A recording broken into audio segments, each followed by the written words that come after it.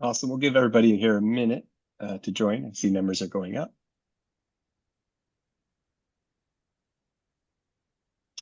Maybe while we wait, it'll be great if people want to let us know where they're from, where they're logging in from. That'd be great to see.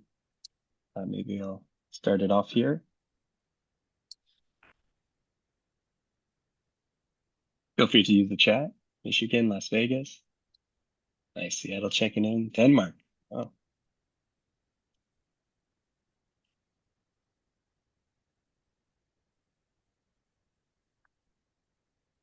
nice. We got people from all over the globe. This is exciting.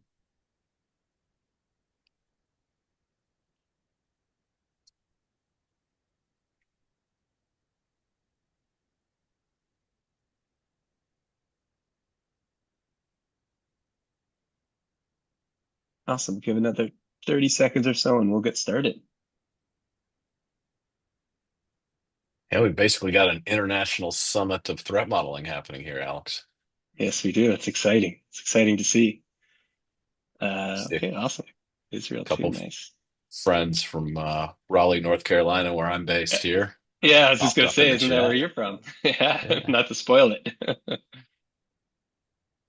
Okay, so I think yeah, let's get started. I think we got a good group of folks here from around the globe, which is exciting. So hello everyone, and welcome to today's webinar, Threat Modeling in 2025. What works, what doesn't, and what's next. My name is Alex, and I'll be your host for today's session. We're glad you're here and are confident you'll find value, whether you're brand new to threat modeling, working to improve processes in your organization, or just looking for ways to scale your efforts. But before we dive into it, a quick housekeeping note. If you have questions at any point, feel free to drop them into the Q&A panel or the chat. We'll get to as many as we can during our dedicated Q&A session towards the end of this webinar.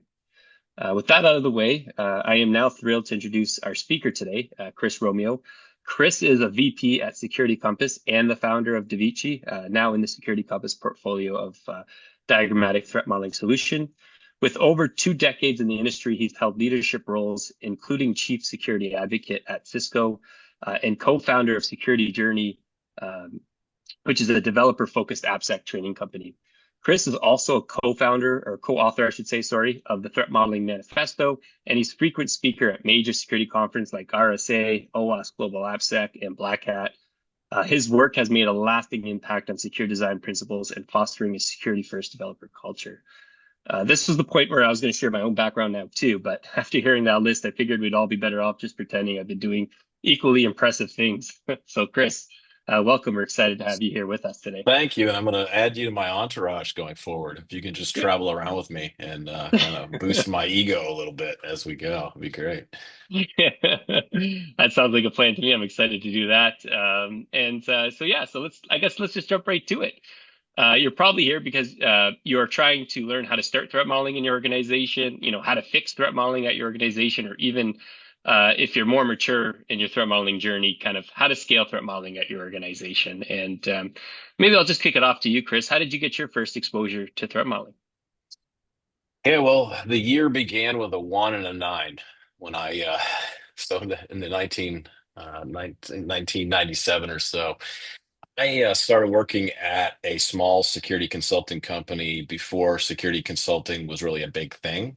And so we did these things called system architecture reviews. And so I got a chance to perform these reviews, which was really threat modeling. We just didn't have that fancy term yet to describe what we were doing. But I got a chance to look at some of the biggest companies in the early days of the internet because I was working at a data center company that acquired our security consultancy and just got a chance to understand like how threats became reality and some of these really I can't really name who they were, but think about every big company that was on the internet in the late 90s. And then from there, I took a job at Cisco. And one of the things I did at Cisco was rolled out threat modeling across the engineering organization. So I got a chance to really get in depth with what is threat modeling? How do we teach people to do it? But then also, how do we do this at scale? Because Cisco was 10,000 engineers at the time. and I'm sorry, 25,000 engineers at the time. So it was engineering led organization. And so we built a tool inside of Cisco to do threat modeling. And that's how my journey continued. You mentioned the manifesto. It led to, being an author of the manifesto with a number of my good friends in the threat modeling space. And so it's just a topic that I'm super passionate about and could literally do a 12-hour webinar about. I'll just keep going. I don't know if everybody will stay on. Folks, this is not 12 hours long, by the way. This is just a single hour. Well, that's a great great to hear how you get started. And I imagine in the early days it probably was very manual or labor intensive, and things have evolved since. And yeah, so I think maybe this is probably a great time just to ask the audience to see how many threat models have they ever created along their journey, and see what their exposure is like to threat modeling. So we'll toss up a poll here, and we'll give everybody a second here to answer. And while we wait, Chris, how many threat models would you have estimated you've created over your career, knowing how far Well, back it goes now?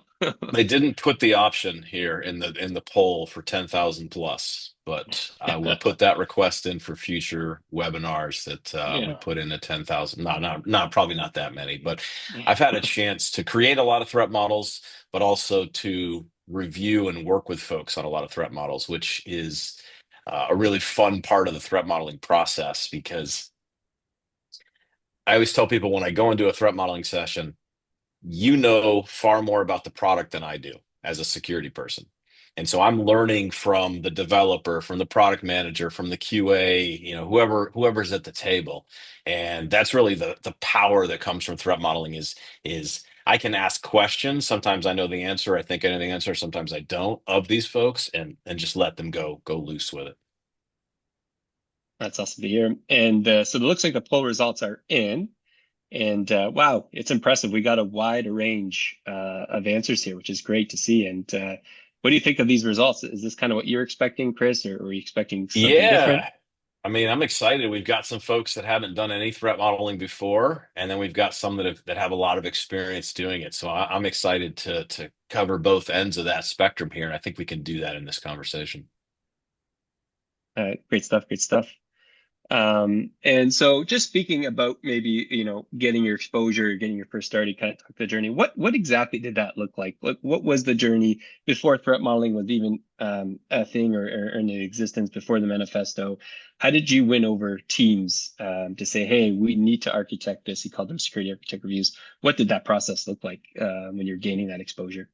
Yeah, I mean, winning over, so you kind of had a couple different things in that question, Yes. but winning over teams, I'm going to jump on that one first because I Yeah. think that's a big part of how we have success with threat modeling.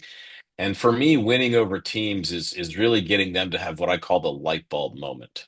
And really, the light bulb moment is where they see the value because you're working through an example of something that they've built, and through their own work through the process and asking questions about how the thing that they're building works, all of a sudden they see a threat that requires mitigation. And so for me, it's them seeing that when they see that value, that light bulb, and I call it the light bulb moment because the light bulb literally goes on over their head. They're like, oh, wait a second. Okay, I thought this was just busy work and this is just something that was you were trying to slow me down and give me all this extra stuff I had to do. Then they see the real true value come to life.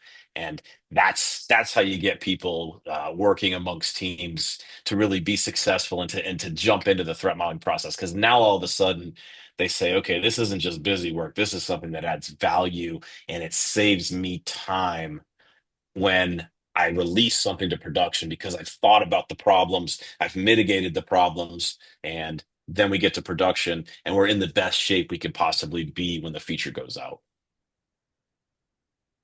That's awesome. Yeah, that's exciting, right? And it's about, being proactive and like you mentioned, being in the best possible shape when the product goes out, and being able to really then focus on delivering value to your end consumers or users for sure. So that's great to hear. And so yeah, so I guess I'd be remiss if I didn't acknowledge that, some folks probably signed up for this because they're already in the middle of it, as we saw in the poll results, and they're being challenged in their threat modeling journey. And with that kind of in mind, is threat modeling broken today? And if so, why do you think this is? What are some things you can touch on there? Okay, so as somebody who's focused on threat modeling for a long time, I'm never going to say threat modeling itself is broken. Okay, because threat modeling, it's a discipline, it's an art form, it's a process. Threat modeling itself isn't broken, right? It's how we go about doing threat modeling. It's the approach that we take that has some challenges and some things that are broken. So, got a few different examples I'd like to share with you. Some of them, folks that have looked at the manifesto, threat modeling manifesto before, will see some things from that list, and some other things that I've just been thinking about here myself. The first one comes directly from the manifesto, and that's this idea of the hero threat modeler. So, threat modeling is broken when you have a single person on a team who you make responsible for threat modeling, and you say that person over there. That's if you got threat modeling questions, that goes to that person over there.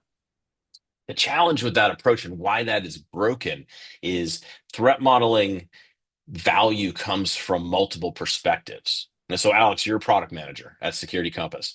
And if I go to do a threat model in the next couple of weeks for a feature in the Davici platform, for example, I'm inviting you to the table because you have a different perspective. Someone who's been focused on security for 25 plus years of my life. I've done some development.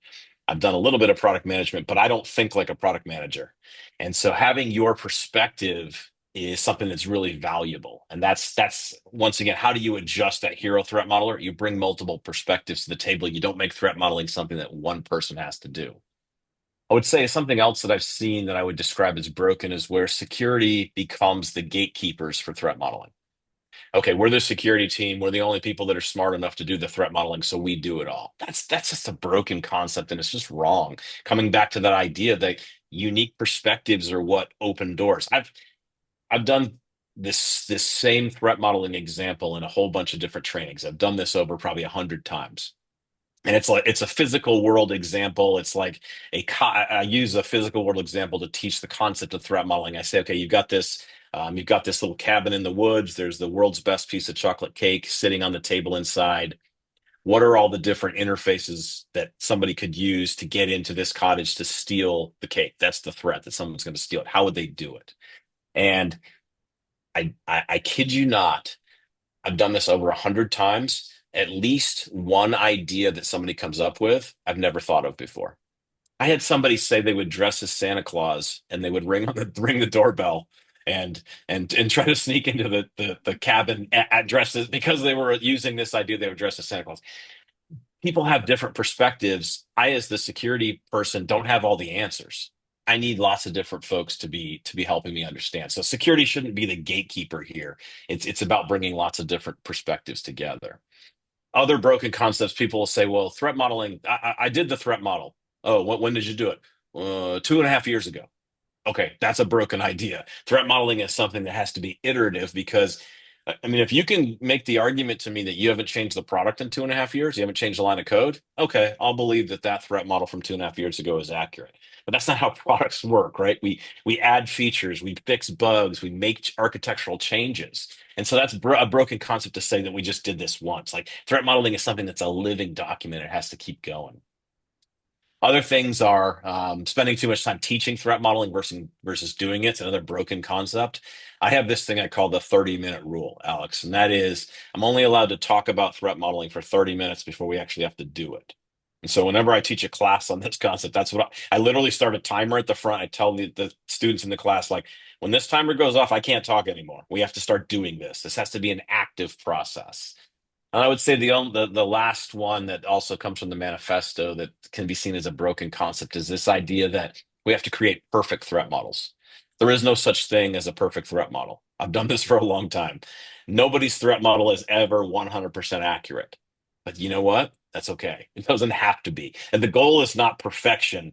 The goal is to get to the best possible thing. And Eric, my friend from Raleigh here, just said all models are wrong, some are useful. Yes, that's a quote. I think Adam Shostak's the one who says that all the time. But that's true. All models are wrong and some are useful. That is the epitome of this broken concept. Okay, that's great. And I think you touched home on something very important, and that is bringing other stakeholders with different perspectives to the table. And I guess my follow-up question to that, and I agree as a product manager, here on the security company side, we do have a dog fooding process. We do go through security checks, and I very much want to be part of that process because I can bring that user experience and what our customers and how they're using the product and what's important to them to address certain severities and things of that nature. But in such a world where everybody's so busy, deadlines are past due yesterday. How do you enable such a process? Obviously there's a lot of pressure devs face on being able to deliver features out the door.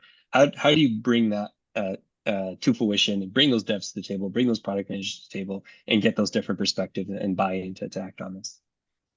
We've got to have a solid process for how we go about doing threat modeling.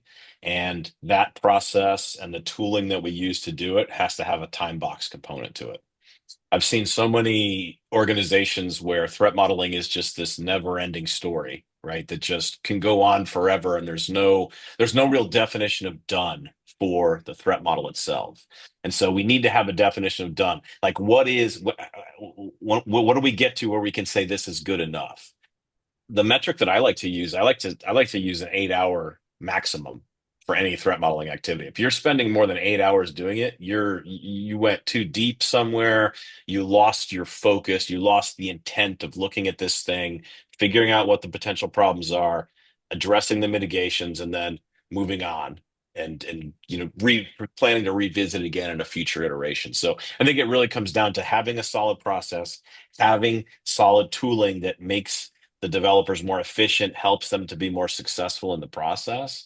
But also, having that time box component is crucial so that we don't end up in this never-ending threat modeling process, because that frustrates the stakeholders. If you're committing to something, like, think about it, I grab a user story off the backlog as a developer, and the expectation is I'm going to threat model it. If I have to spend weeks doing that threat model, I've already missed my sprint deadline, my delivery, and I'm in big trouble here with my own management because I'm not delivering on a feature, right? So we have to have, if we're in that agile mode, that should be even shorter than 8 hours. Like, we should be doing user stories that are small enough that I can threat model them as a developer in 1 to 2 hours. And then I can go ahead and complete my design and then do my building, building my software, writing tests, and then getting it ready for production and whatnot. So it really comes down to capturing that time element and having that solid process, having that solid tooling. Yeah, and that's a good point. The process and being effective with the process of time boxing, I think, is a very critical thing that you raise. Of that, hey, we're going to commit this time, and this is going to be the end goal, maybe of this time. By the end of the 30 minutes, we will have a threat model done, and whether it's in depth or the starting components of one, we will see progress, we will understand, and have those aha moments of things that maybe we want to protect against, and that is a great start versus hey, let's jump in on this 1 hour call. Next thing you know, like you mentioned, it turns 2, 3 hours. We got to set up another call and things drag out. So I think you nailed it as having good processes from the start, and time boxing it is a great way to be effective and get that buy-in. Yeah, So and you switch. you hit Oh, sorry. something else here. I gotta touch on, because you said Okay. the 1 hour threat modeling call. Yeah. Like, that's one of the reasons, like, in DaVinci, that we have the collaboration feature, is because I hate those 1 hour calls. And you know why? Because what happens is we get 10 people on the Zoom call, or the team, whatever, it doesn't matter what platform they're in. We get 10 people on the call, two people are engaged in the conversation, six people are on the fringe, and two people aren't even paying attention at all to what we're doing. And so, right, in DaVinci, you've got this collaboration feature where we can all join the threat model together. You can see what everybody's doing. I did that because of that 1 hour threat modeling call that you just described right there. I'm not picking on you. It's Yeah. something that happens. It's how a lot of folks approach it. And that could even go in our broken concept category of having a call with too many people and no way to collaborate effectively together, because, once again, it's unique perspectives.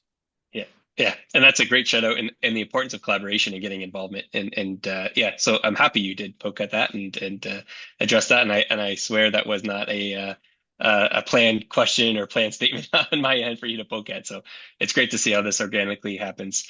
Yeah, so I guess just rewinding a little bit, one of the challenges is actually getting started. So we kind of talked about how we can get involved different stakeholders and processes. But for those on the call that might have answered, they haven't done threat modeling yet in the poll.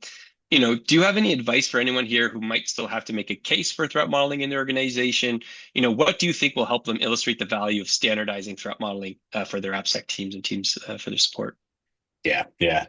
So I think it's important to start off by saying value in threat modeling is derived from finding those issues early and then getting mitigations in place before we get to production. That's the core of value, what we're trying to achieve. And so if you're somebody who's trying to make that case, starting with some metrics is a good and a proof of concept is really a solid way to approach this issue. And so when I think about metrics in the threat modeling world, especially when I'm trying to make this case, it comes down to performing a threat model process as the proof of concept, capturing what the threats are that came out of it, and ultimately the mitigations that we put in place, and then measuring what is the rework that would have just for the mitigations, because that's the things that we changed, but what how much time would we have had to invest in rework after the fact to try to fix these things that we were able to fix in the threat modeling process. And I think that gives you an easy way, and I like simple things. So it gives you a simple way to describe and define here are the here's the value that we were able to create here. And then if we start to think about, okay, we our development team is 500 people. They're basically going through the process with 150 user stories in a given sprint cycle. And we start to extrapolate that out. And I don't like to go to the extreme with those and say, well, we could save 10,000 years of development time. No, let's be realistic. Let's maybe undershoot what we think that number is going to be a little bit, because it's still going to be a powerful number to share to say, that if we go through this threat modeling process, we can address these things and we can save that rework. Because guess what? There's developers on this call, and developers hate rework. There's nothing worse than rework. Everybody hates rework, right? Because it often happens when you're further down the road. You're 6 weeks and 3 sprints into the future, and something comes up, something's found in a security testing process or whatever, or a static analysis tool finds something, and now you've got to reload that user story from 6 weeks ago into your brain and go, what was I even thinking when I was doing this? And now my flow as a developer is broken in my future, my current sprint that I'm working on. And so nobody likes rework. And so I think making that case for how we're gonna minimize rework speaks the development leadership team's language. And that's really the key here. It's about using those metrics.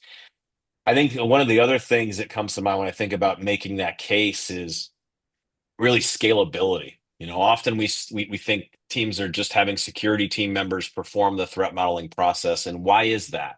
It's because developers don't have the knowledge and the experience to perform the threat modeling themselves. But if we want to get to scalability, and this is another part of making that case, right? How are we going to do more threat modeling? Once we prove that threat modeling provides value, now we got to figure out how we're going to do more of it. We do more of it by having developers do it. But developers need knowledge and experience. Once again, that comes back to tooling. Any tooling you're using should have the right amount of knowledge so that developers don't have to be security experts. I wish all developers were security experts. It's been one of my dreams for 20 plus years. But it's not the case. We have to provide tooling to help developers come along and be successful in this process. Awesome. Yeah, that's a great detailed answer, and I appreciate diving into that. And I think that kind of leads into our next poll here. And so we'll have another poll question come up on the screen for you. And it's, do you have standardized processes for threat modeling at your organization? And choosing the best statement that might characterize your threat modeling process maturity today. And while we wait for the poll results to come in, Chris, why is it important to having a standardized process, or why is having a standardized process so important here? Well, it's about repeatability. And that's one of the big things. Threat modeling does play into the individual knowledge and experience of the person who's driving the threat model. And so we're going to have some variability anyway, just because we all have different experience and the teams we bring together have different experience. But standardized process gives me some amount of repeatability. And if I'm going to get into using metrics to drive how my program's performing, I can't have somebody creating a threat model in some open source tool over here, somebody creating one in a diagram program or a graphics program over here, somebody creating one on a napkin during lunch over here. Like I need a standardized process and repeatability, and tooling plays into that as well. But I need to be able to derive my metrics. I have to have some repeatability and a standard process, a solid process that gets us to the results we're looking for. Yeah, that's a great answer. Repeatability, and so we kind of see some of the things that are coming in here. Again, a good healthy mix of results here.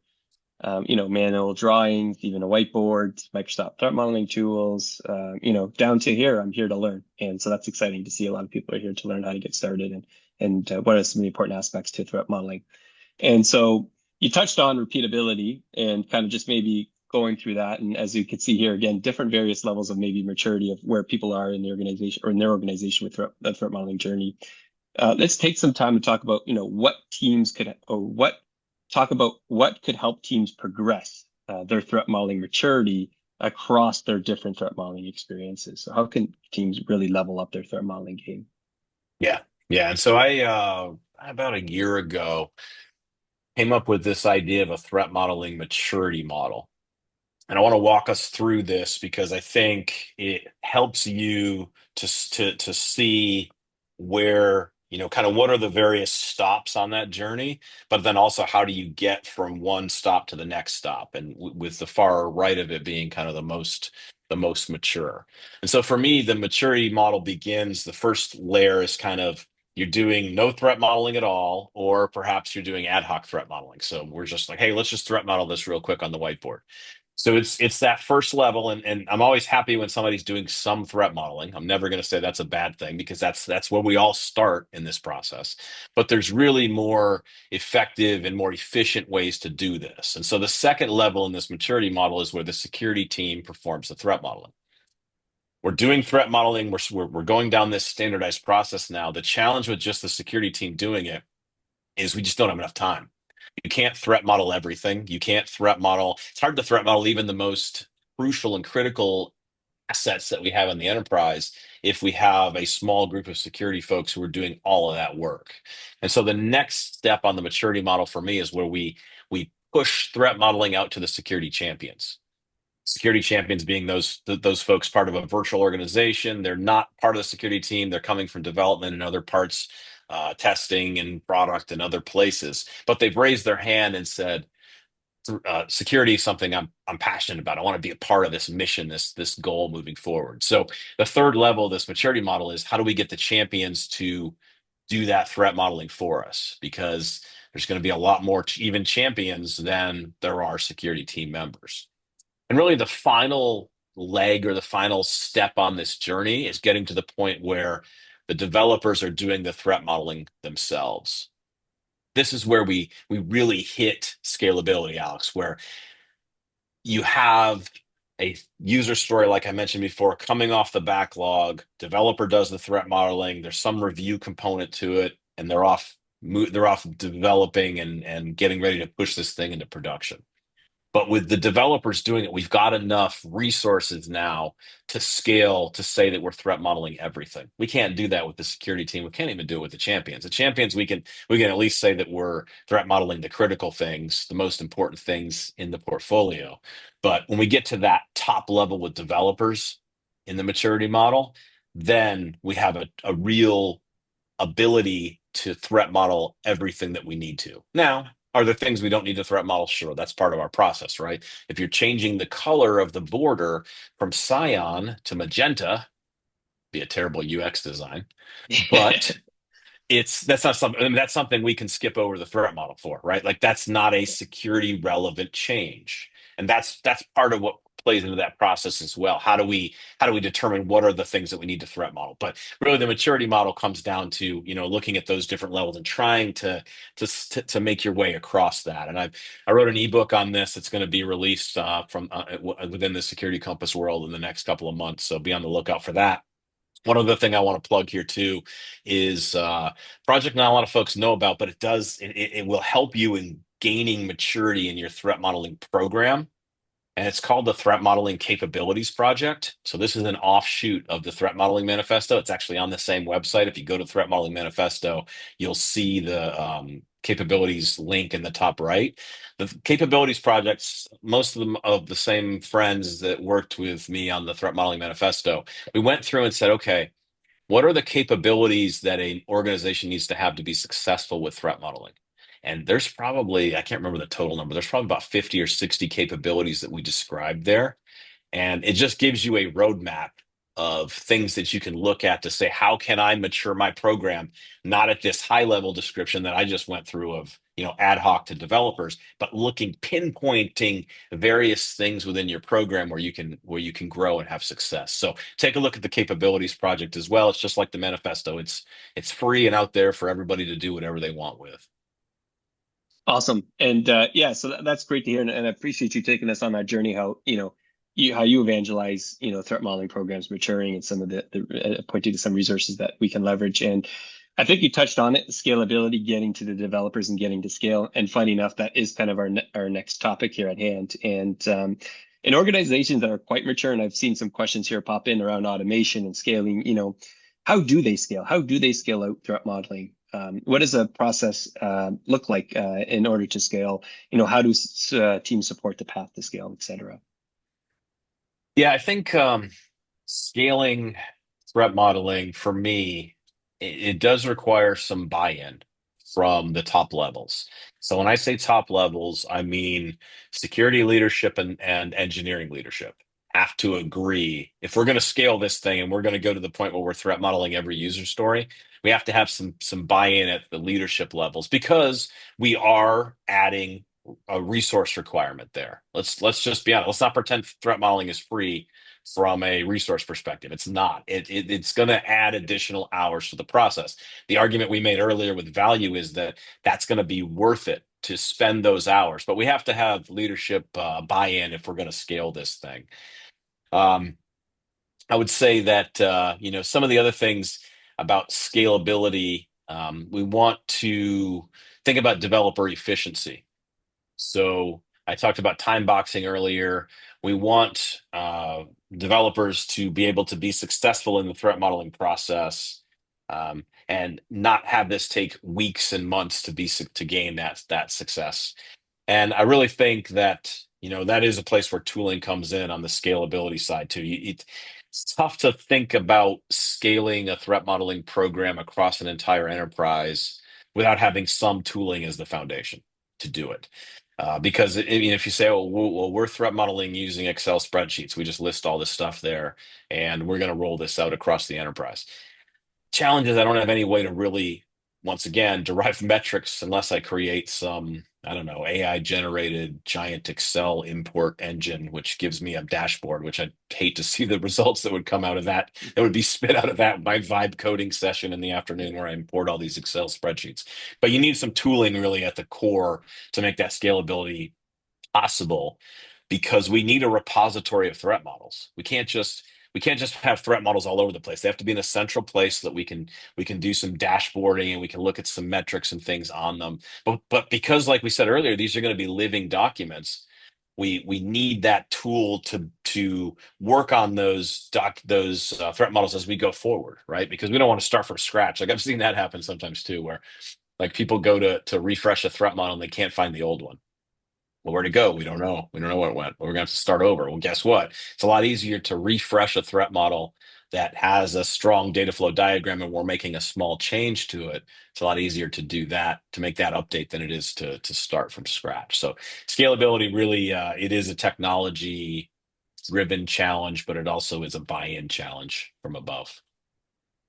Yeah, yeah, makes sense. And can you speak to any specific capabilities that would support scaling threat modeling? Anything that users could help leverage and get going faster or iterate over time more effectively? Yeah, I mean, I think you one of the ways that I like to approach this, and it seems very old-fashioned as a way to get people involved in the threat modeling process, but it's using a more of a workshop approach. And as I said earlier with my 30-minute rule of threat modeling, like I can only talk about it for 30 minutes and we got to do it. getting developers into the threat modeling process, if we can give them a little bit of education about it and then get them doing it in this kind of workshop environment, it's been a very powerful approach that I've taken to get people moving. Once people start moving, they have that light bulb moment, they understand the value proposition of threat modeling, and then they'll be fine to embrace it and work with it and use that process into the future as it goes. So yeah, I think that's one of the things that I think about is like for how we're gonna make this thing more effective and more scalable. Okay, awesome. And just for the crowd out there, thanks for your engagement so far. If you have any questions, please also feel free to start dropping them in the Q&A. I think that the session is just around the corner here. But before we get to our Q&A session, I did want to maybe touch on AI and threat modeling. I have seen Mhm. some questions come in around AI and some different alternatives out there. And we're surrounded by talk of AI in every new product. From your perspective, what role should AI play in advancing threat modeling? Yeah, so first of all, I got what some people may interpret as bad news. AI is not going to threat model for you. Okay. AI has never had an original thought. You can think about that, and then you could message me in the middle of the night to try to argue with me about how AI has had an original thought. It hasn't had original thoughts, right? AI, in the way that it works today, is more about being able to quickly access all of the information and turn that into an answer based on what the next best thing is that would go together, to form that answer. And so, for me, threat modeling is always going to require the human in the loop, right? And so but there's no reason that we shouldn't use AI to enhance the threat modeling process and make the developers more efficient. So, like for example, in Davici, we've created this idea of a diagram assistant. And what the diagram assistant does is it helps you to get started in the threat modeling process. You can take a bunch of text that you might have in a design document or in the user story or wherever it's coming from, paste it into the diagram assistant, and then it'll create a starting point data flow diagram for you to work from. That's what I like to think of as AI assisted threat modeling or AI enhanced threat modeling. It's not doing the work for me. It's doing some of the grunt work for me so that then I can refine the model. And the human is still always at the center here. I'm still going in, looking at the model that was the data flow diagram that was generated. I'm moving some things around. I'm making some adjustments. That's not exactly how I thought it worked. But if the AI can get us 80 to 90% of the way there, like with creating a data flow diagram, that's a thing of beauty. That saves us, I don't know, 2 to 4 hours of having the right people in the room that understand, especially in a bigger system, how all the pieces interact together. And so I think it's really about how do we use AI to enhance the threat modeling process, make our developers and our security team members more efficient. That's really the key with AI, and I think that's the value that comes from it. I'm not going to be comfortable if you tell me, well, the AI created this threat model for me. No, no, no, no. Humans are where we are the ones with the supercomputers in our heads that can see patterns and can see things that somebody's never even thought of before. Going back to my workshop example, where somebody has always had an idea that I never thought of. That makes my point for me here that we need to have that human creativity in the threat modeling process. Let's use AI to make us more efficient, to make us, have to do less of the kind of manual work that goes into it. Use AI for what it's good at. That's my takeaway. Now, I don't know. 10 years from now, AI may have be a whole different thing, and maybe you can come back and tell me that it can threat model. But today, based on what I've seen, I'm not comfortable saying AI threat model this for me, and I'm going to give it a high five. Awesome. And yeah, thank you for that detailed breakdown. Looks like you've got a fan club that is in agreement with you as well. So yeah, so kind of that human in the loop and AI assistant, like you mentioned, hey, let's get started faster. Let have AI, you know, let us get through the grunt work a bit more effectively and efficiently. But it's in essence, there's always that human in the loop that will kind of fine tune things and see things that maybe the AI will not get right or even miss entirely.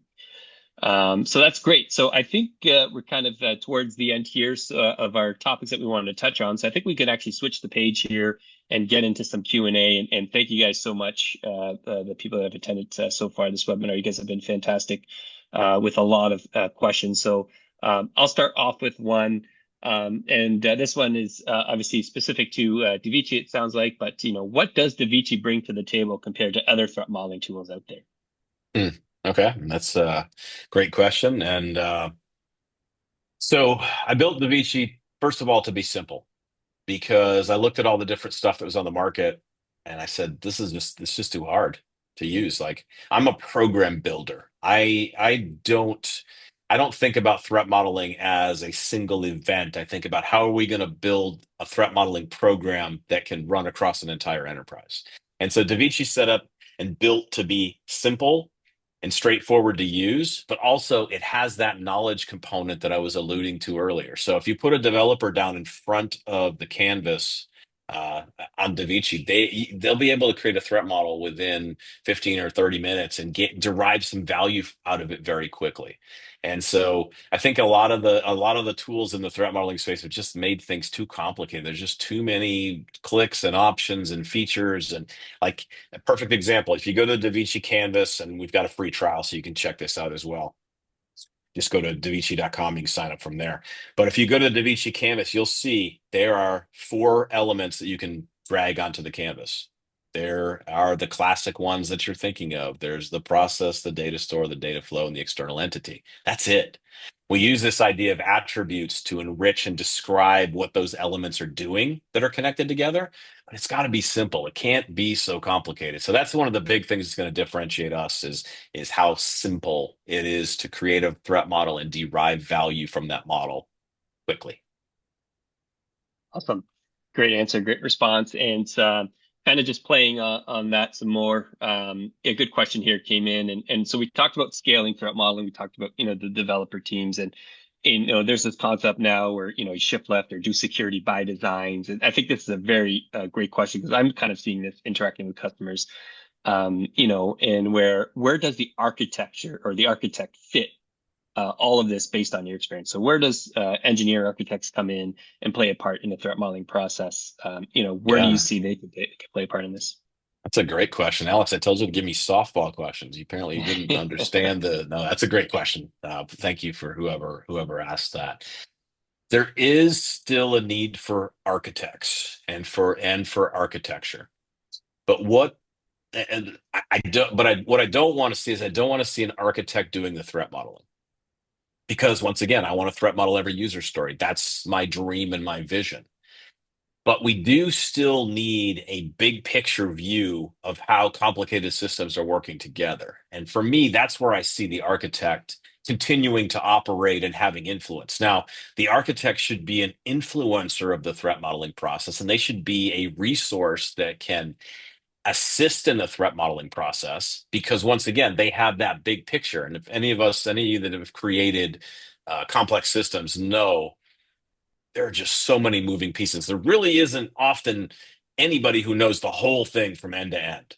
The architect is the closest that we're going to have to that. And so I still see a lot of value in having that high level perspective that's able to influence the approach that we're taking, perhaps with even individual features, but also can still step back and look out of the airplane window at 30,000 feet and say, I'm looking at the big picture threats that are encompassing the entire system, not individual user stories or individual features that we're building.